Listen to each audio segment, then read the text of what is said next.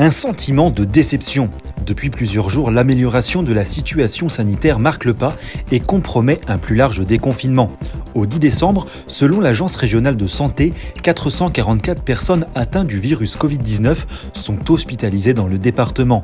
Près de 10% sont en réanimation. Lits de chirurgie fermés, personnel soignant dérouté de leur spécialité, le constat en Saône-et-Loire donne peu de signes d'embellie. En Charolais, les services de santé sont loin d'envisager un retour à la normale.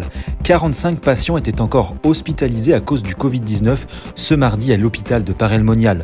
Un chiffre qui n'a quasiment pas changé ces 15 derniers jours. En moyenne, chaque jour, 4 personnes positives au Covid ont besoin d'être hospitalisées sur ce seul établissement. En Charolais, tout comme dans notre ville, de nouvelles contaminations sont diagnostiquées chaque jour. Le virus est toujours en train de circuler. Conséquence, le Premier ministre a annoncé de nouvelles contraintes au déconfinement, prévues le 15 décembre prochain. Les cinémas et les lieux de spectacle resteront fermés 3 semaines supplémentaires et le couvre-feu est reculé à 20h, y compris pour la nuit du réveillon du Nouvel An. Durant toute cette période, les retrouvailles en famille ou entre amis doivent se limiter à 6 adultes maximum en plus des enfants. Plus que jamais, à l'approche de Noël, respectez les recommandations sanitaires.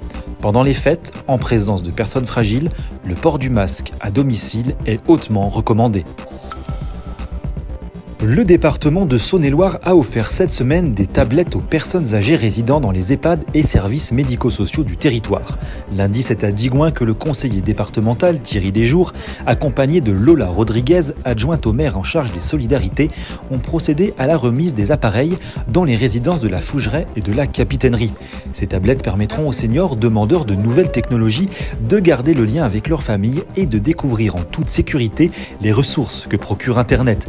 Un véritable coup de pouce pour les personnes les plus isolées. Un week-end pour soutenir le commerce digoinais à l'approche des fêtes. Vendredi, samedi et dimanche prochain, la municipalité propose, dans le respect des règles de distanciation et de sécurité sanitaire, un marché de Noël sur le parvis de l'hôtel de ville. Une douzaine d'exposants, commerçants et artisans du Charolais pour des cadeaux 100% locaux. Pour l'occasion, les commerces du centre-ville élargiront leurs horaires d'ouverture et les riverains illumineront samedi soir leurs fenêtres et balcons. Une magie de Noël qui sera la bienvenue afin de se donner un peu de baume au cœur à l'approche des fêtes. Et on termine avec quelques images du président de la République en visite à Framatome au Creusot ce mardi. Sur place, Emmanuel Macron a retrouvé un visage bien connu de notre conseil municipal. Invité à ce déplacement sur le thème du nucléaire, le sénateur Fabien Genet en a profité pour défendre les sujets du Charolais.